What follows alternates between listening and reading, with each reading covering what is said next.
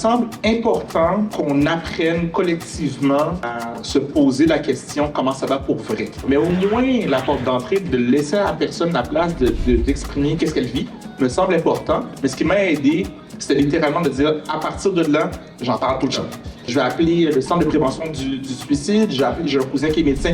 Donc, c'est comme si je publicisais presque ma maladie parce que je me disais, j'ai besoin d'aide. Mais il y a des gens qui n'ont pas nécessairement ce réflexe-là. Puis je ne suis pas en train de faire une comparative en disant, voici, les gens doivent agir de telle ou telle façon. Mais dans mon cas, ce qui m'a beaucoup aidé, c'est les troubles que j'avais personnellement, de savoir qu'il fallait que j'en parle. J'étais vraiment ému parce que ton histoire, le besoin se croise. Donc, quand tu comptais ton histoire, ton vécu, cette histoire-là s'est croisée avec mon histoire. Pour les jeunes, il y a une surreprésentation de jeunes issus des communautés noires qui se retrouvent présentement dans le système. Puis plusieurs d'entre eux pensent qu'il y a deux issues pour eux, soit de devenir un rappeur ou baller. Fait que si toi, tu avais un conseil à leur donner, ce serait quoi? Un message d'espoir pour nourrir en eux la volonté d'explorer d'autres avenues. Ce serait quoi le message?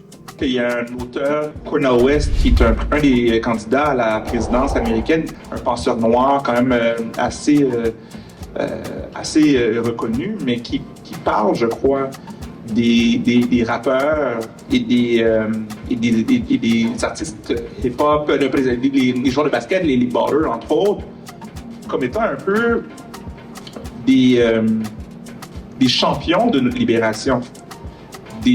Et ça, je pense que c'est important de le voir.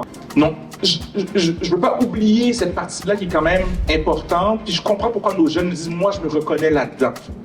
Est-ce que ça veut dire qu'on ferme les portes à autre chose? Non, je vous suis dans le questionnement aussi. Il ne faudrait pas que non plus les jeunes soient campés là-dedans, mais je pense que c'est important d'honorer ça. Et même on peut construire à partir de ça, construire à partir de cette motivation-là, parce que le nombre d'exemples de jeunes qui obtiennent des diplômes ou qui développent des connaissances parce qu'ils sont impliqués dans ces activités-là, ça me semble être quelque chose qui nourrit le rêve et pas juste le fermer. Et la dernière chose aussi, c'est aussi de les exposer à autre chose. Donc, c'est pas que dans la conversation, mais c'est de les encourager à voir autre chose.